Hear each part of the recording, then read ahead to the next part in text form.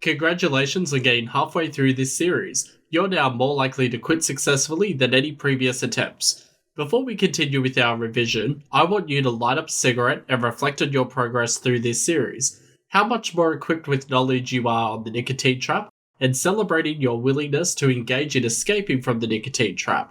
Pause this video to allow yourself enough time, and once you have finished your cigarette, let's continue our recap.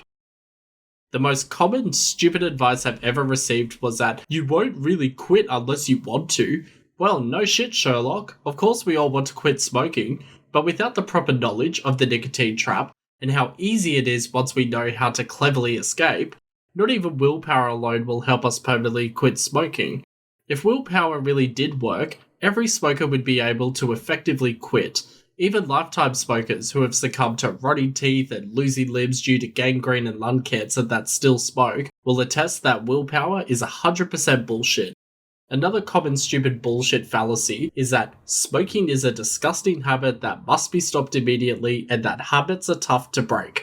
Smoking is incorrectly regarded as a habit instead of an addiction. Even if it were regarded as a habit, are habits really that difficult to break? After all, inconvenience doesn't necessarily equal difficulty.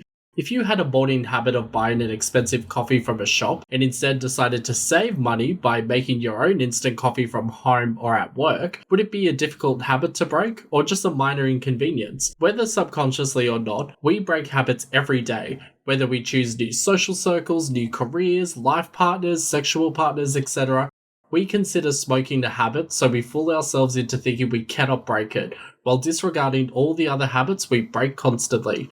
Through assuming smoking is a habit, we ignore the attacks on our health, our wallet, and our livelihood and confidence. This is because smoking is far from a habit. It's a drug addiction.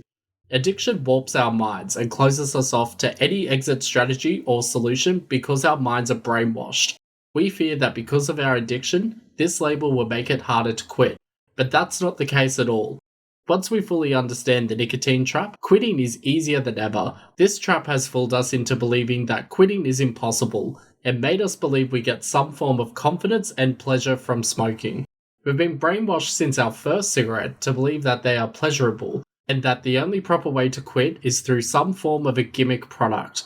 If any patch, spray, pill, hypnosis or guilt tactic actually worked, everyone would have successfully quit on their first try. Don't be fooled by all the heavy paid marketing and shame tactics used by the quit tobacco lobbies that have nothing but commercial interests at heart. And again, you may very well be someone who is able to quit using a patch or a spray or a pill or whatever on your first try, but I urge you to continue this video series. And despite any excuses you may make, just as I did, such as, oh, but I love the taste of cigarettes, or I need my cigarette break so I can concentrate better at work. These are nothing but flimsy, shitty excuses that hold no truth. They keep us from thinking about why we really smoke, to get that nicotine into our system. So while we've avoided the real reason for why we actually smoke, we have continuously fooled ourselves into thinking we get some imaginary pleasure from cigarettes or some social status. One suggested effective method from Redditors is to imagine a cigarette is similar to a pacifier or dummy. If you had to suck a dummy in the company of friends or co-workers, you would be absolutely mortified.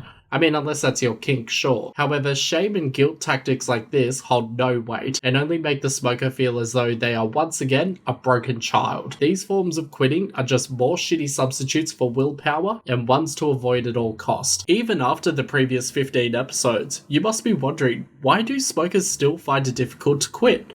The answer lies in the grand scam of willpower, and we'll explore this in our next episode.